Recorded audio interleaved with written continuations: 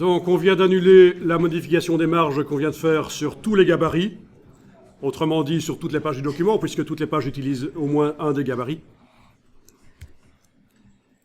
Et on va recommencer l'opération. Menu page, marge et colonne. Toujours avec la case aperçue décochée, parce que sinon ça va être trop lourd d'un point de vue informatique. Mais cette fois-ci, avant de modifier les valeurs, on va cocher ajuster la mise en page. Tant qu'on y est, on va faire en sorte que dans l'ajustement de la mise en page, les polices de caractères se redimensionnent, donc ajuster la taille des polices. On ne va pas définir une taille minimale. On pourrait dire, tiens, oui, on peut réduire les polices si on réduit les marges, mais les polices ne peuvent pas aller en dessous de telle valeur de corps. Mais ici, on ne va pas cocher ça. On va, au cas où on aurait du contenu verrouillé, il va également être ajusté, donc ajuster le contenu verrouillé est coché. Et vous allez modifier les valeurs comme on avait fait, donc je vous rappelle, c'était 20 partout, sauf pour le petit fond, on avait mis 30. C'est une valeur que j'ai décidée là, arbitrairement bien sûr.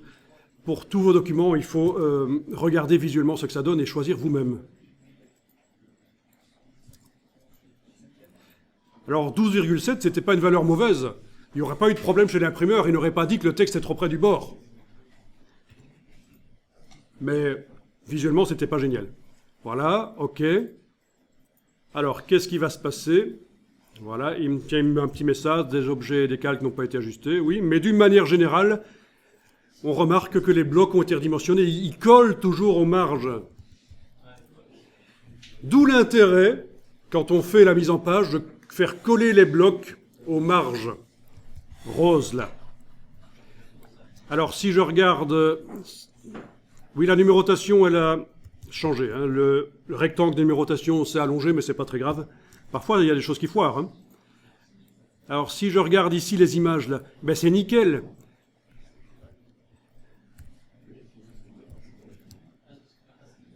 Elle colle toujours au repère, mais c'est sans doute parce que le calcul a été fait le même sur les blocs images et sur les repères. Donc, en principe, ce sont les marges roses qui sont prises en compte pour faire ça.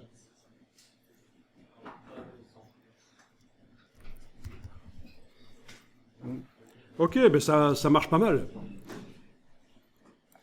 Donc ça, c'est sympa.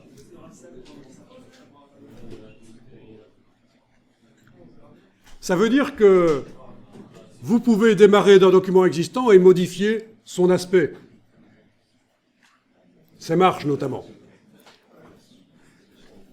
Alors, ici, on va annuler. Une fois que vous avez vu que ça fonctionne comme ça, édition annulée. Voilà, donc on est à nouveau avec nos marges à 12,7 en haut, en bas, à gauche et 20 mm là au milieu.